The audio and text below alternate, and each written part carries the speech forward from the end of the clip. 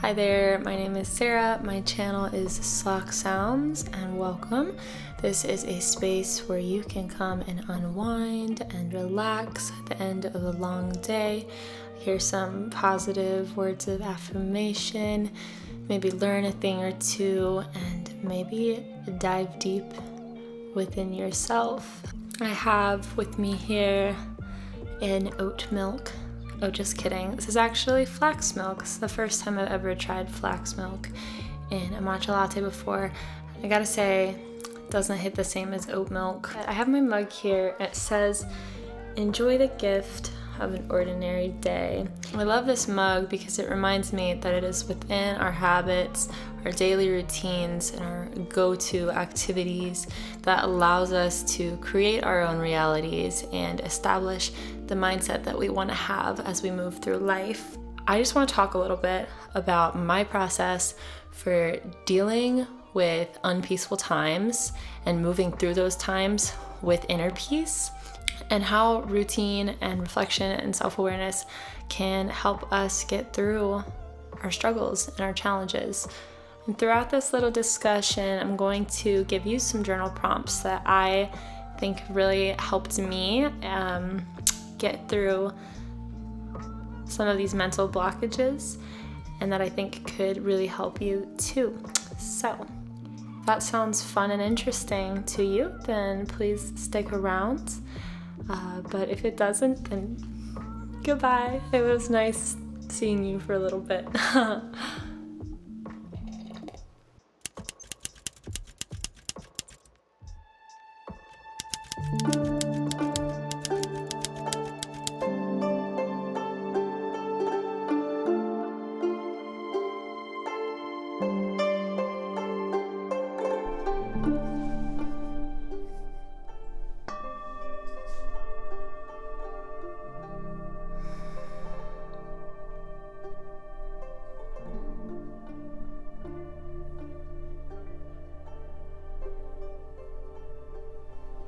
It's no secret that the past couple of years have been filled with a lot of tragedy. A lot of people are feeling the weight and the trauma from all of these really abrupt and intense shifts that are happening in the world. A lot of people are waking up to their own power and their highest self and the divinity within them, which I think is really spectacular. But it is really easy to feel overwhelmed and anxious, and I have certainly had my moments of that, but I believe that we have access to this inner peace, that if we have the right tools and the right awareness, we can tap into that and move with grace through unpeaceful times. The first thing we can do to move peacefully through unpeaceful times is to acknowledge and accept that every single person on the planet is a human being with experiences and past traumas and ancestral traumas and heartbreak and all of these really painful events that coalesce and can contribute to the person that we become. And a lot of times we can grow from those events and those circumstances and become stronger because of it, but not everybody has access to those tools to work through their trauma and process their trauma in a healthy way. So I know a lot of people are feeling a lot of hate towards others right now, because you disagree with them, or because they've said something that triggers you. But I really want to challenge you to take a step back and see these people in a different light who you may feel some sort of disdain for. So here's some journal prompts to help you try and figure out why exactly you're feeling hatred or resentment towards another person, and how to let go of that, because ultimately that hatred is just a negativity that's weighing on your chest, and that is preventing you from flowing through life and is blocking you from feeling infinite abundance and love and joy and attracting the reality that you want into your life.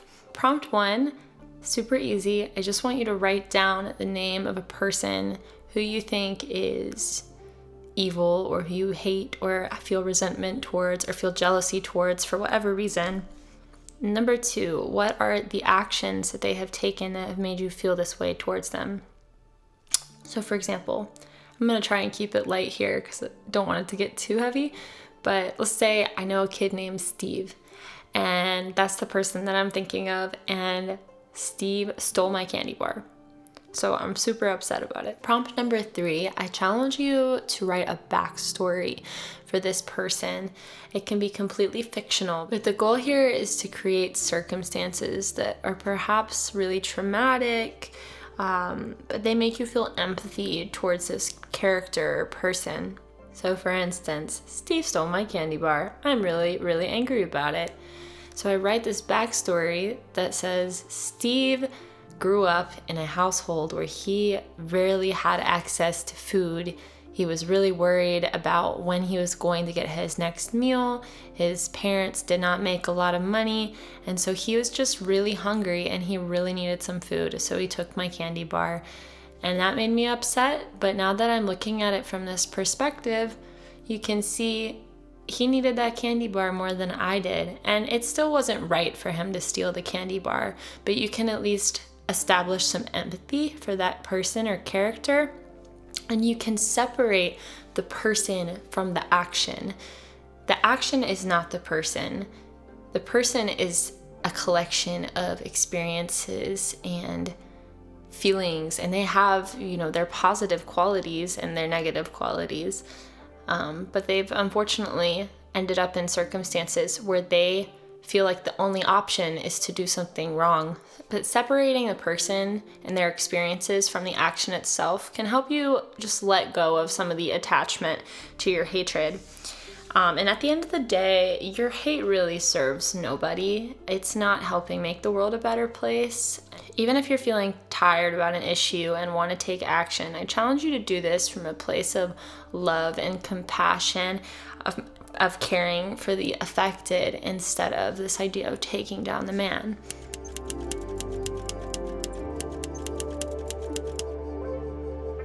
Step number 2 is to reflect on the cycles of nature and of the universe.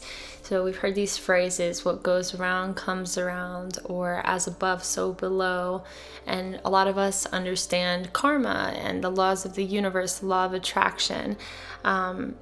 And you can think about so many different elements of nature, how like the tides move in and out, how the seasons change, how planets rotate around the sun, how the galaxies rotate, and how atoms have electrons rotating around them. So many things in the universe have a cyclical nature to them. And the same cyclical laws, I believe, apply to how we experience the world, and tragedy and joy and grief and laughter and silliness. And we have these seasons of life. Feeling peace doesn't mean that we won't experience obstacles or challenges, fear, grief, any of these negative emotions. When we're at peace, we accept and feel confident that we must and we will move through challenges instead of against them or resisting them or trying to get around them somehow. I get panic attacks sometimes, and if I have learned anything from those experiences, it's that once they come on, there's no pushing them down, there's no avoiding it. I just have to sit through those moments and do what I can with the tools that I have, like breath work and hot and cold therapies and stretching. I just have to use the tools that I can and try my best to get through them, but I know that I will get through them. Through these experiences of struggling but then making it to the other side, we see that it is possible to make it to the other side. And there's always a light at the end of the tunnel. And even looking at history, we see that there are these amazing times of creation and expansion and growth after wars. Just think of the Enlightenment or the Roaring 20s, or like most of modern art. The only thing we truly have control over is how we are perceiving the world around us. And I believe in the law of attraction, the law of mirrors. I believe that if you are perceiving with positivity and gratitude, then the world's gonna send those things right back to you. So journal prompts for reflecting on the cycles of nature. I want you to think about an experience that you've had that you feel was traumatic. You may not be completely healed from it. That's totally okay. That's why we're here doing these journaling exercises. First, I want you to write one sentence that very coldly and matter-of-factly explains or states what happened. So for me, I'll say I had pain from pelvic floor dysfunction. 2, want you to question what emotions did this stir up from you at the time. So for me, I would say the pain I felt from pelvic floor dysfunction brought fear, confusion, distrust towards my body, and fear of the unknown. Prompt number 3, what emotions are you currently feeling from it right now?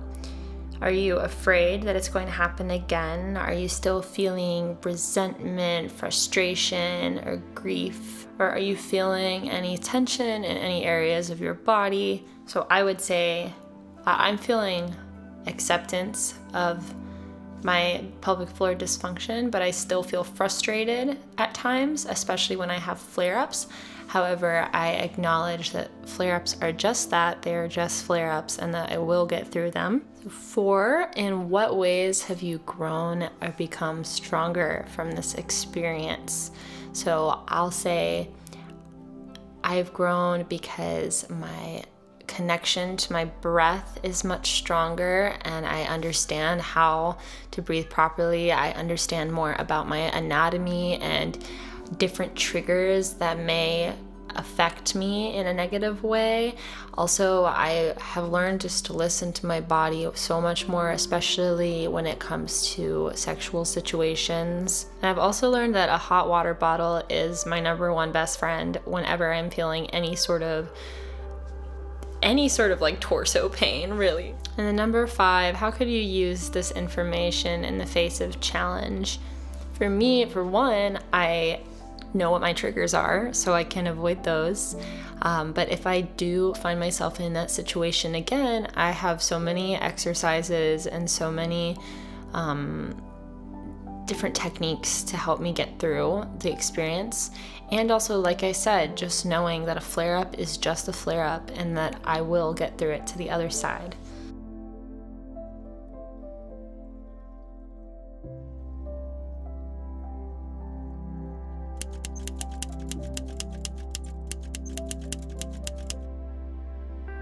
My third and final piece of advice today for how to move peacefully through unpeaceful times is to amplify your energy through routine. So circling back to this idea of routine a little bit, routine and habit are the foundation of our lives and how we perceive the environment. I probably don't have to tell you though that routine can be very challenging. I've certainly struggled with implementing good habits into my life. It's definitely a long-term process. It's not something that happens overnight, and I think a lot of people are interested in a quick fix, and this is not that.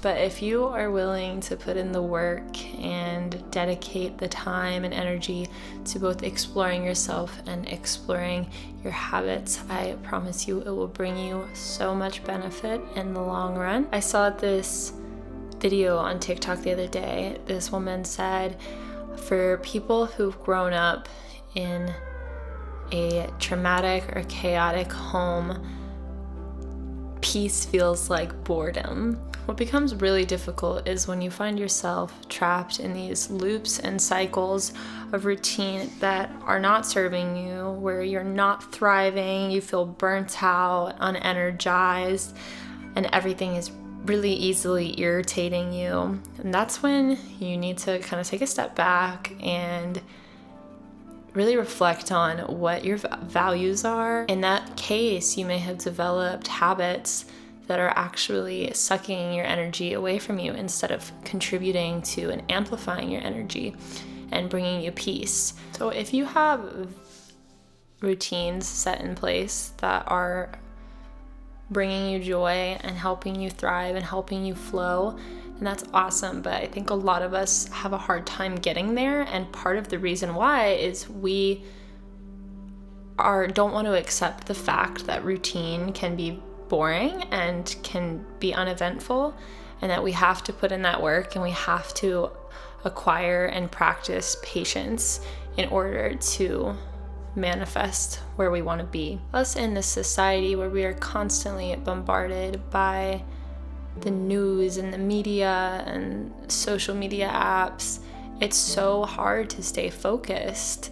So unhealthy habits might look like reaching for the booze instead of some water when you're feeling upset. But it can be smaller, such as just grabbing your phone and scrolling mindlessly through social media instead of taking a walk or reading a book. And it can also mean these thought patterns in your brain. So if you're telling yourself something bad about yourself, then that's going to trigger this cascade of self-doubt and false illusions of scarcity, and kind of diminish your goals and dreams. Whereas if you can notice a negative thought and be aware of it, you can actively make a shift to start constructing these better thought patterns and associations within your brain. And the brain is so powerful, you really can completely reroute and retrain how you think. So if you feel stuck right now, or you feel like you're in a state of chronic anxiety or chronic fight or flight, then just know that it is so freaking possible for you to get through this. You are not stuck, you're not alone, and there is another side to this. And when we've developed routines that make us feel trapped, whether it's having the same negative thought patterns that lead to the same self-loathing, or the habit of picking up our phones mindlessly to scroll when we're feeling bad, this is what can lead to boredom and restlessness and keep us sucked in and stuck and not flowing. Our bodies get physically and mentally, emotionally, spiritually addicted to the habits and the patterns that we have built into our lives. The first step to undoing these patterns and implementing patterns that better align with your true self and your highest self is just acknowledging the areas of your life that you need to work on. When we set patterns that are in alignment with our true purpose, our highest self, our dharma, whatever you want to call it, we can lock into a flow state and actually amplify the energy that we are putting into our projects, into our habits, and your frequencies of the actions that you take become more in phase, they become more aligned, so they're amplified, and your energetic field becomes more expansive and bigger and more positive, and you radiate everywhere you go. And when our energy is amplified, we become way more resistant to the burdens of the world, and we can move peacefully through these challenging times. So journal prompt 1, I would say write down a bulleted list or whatever you want of routines and habits that you have in your life that feel heavy and like a burden to you, and you don't feel like ultimately are serving you. One thing for me that I'd like to work on is, and I've been working on and would like to continue working on, is whenever I have a break, my first instinct is to pick up my phone and look at social media, which I don't feel like is helping me in my life. And if anything, it sometimes can make me feel worse or put me into a bad place. To prompt number 2, if you could have anything in your life, what would it be? And this could be ridiculous. Like if you want a private jet, write down that you want a private jet. If you want, to live in a tiny house in the woods, write that down. It's whatever you want. It doesn't have to be realistic. I believe anything's realistic, but if in your mind it is not realistic, write that shit down. So for me, I want to become a professional creator. And I already am doing that to an extent, but I would love to be just working on my music and my YouTube and also brands that I really, really care about. And then prompt 3, what limiting beliefs are making me feel that I am undeserving of what I desire? Oh, I need to water that plant. Anyways, so for me, my limiting belief would be I'm not disciplined enough to become a professional creator. Again, this is something that I've been working on, developing those routines, developing that discipline, just doing simple things such as making my bed first thing in the morning, having the exact same sequence of steps that I take either in a morning routine or a bedtime routine. And sometimes I follow it and sometimes I don't. But I definitely notice that when I do follow these routines I've set for myself, I am more productive, and not just in terms of work output, but in terms of taking care of myself. Productive could mean just cooking a healthy meal instead of going to get fast food, or, spending some time getting some movement in and exercising or reading instead of scrolling on my phone. I know there's this toxic productivity in this world because our society is so masculine, but I think it's important to be productive. I just think I have a different definition of what productive is than some people do. Hopefully that makes sense to you. If not, I'm sorry. But anyways, step 4, what are small habits I can implement to overcome these limiting beliefs? And kind of as I was saying already, just implementing these small habits such as making my bed and dry brushing my skin first thing in the morning and taking my supplements and vitamins and doing the dishes before I go to sleep at night. That's been a huge one. When we start implementing habits that are truly serving us and our highest self, we create a pattern for source to literally flow through us and become inspiration for creation. And we just have to learn how to trust ourselves and that we are powerful enough to experience peace in our daily lives. And it doesn't matter what is going on in the world and what is going on in your personal life, but you have the power to take every bad circumstance and turn it into a beautiful, positive opportunity for growth and for learning. Okay, I'm gonna spray my face after that because that was kind of a lot. You want some too? Here you go. Ooh, not on my mic. But anyways, I hope you enjoyed this video. I'm sorry if I sounded like I was rambling a little bit. I really tried to plan ahead because I knew I was gonna be a little overwhelmed talking to a camera.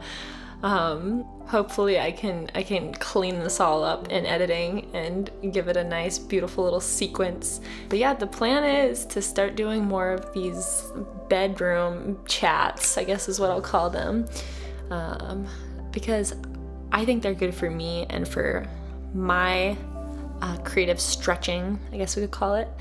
And hopefully they'll help some of you too. I mean, even if just one person listens to this and is like, oh, that makes so much sense, or this helped me unlock some shadow part of myself that I've been needing help working on.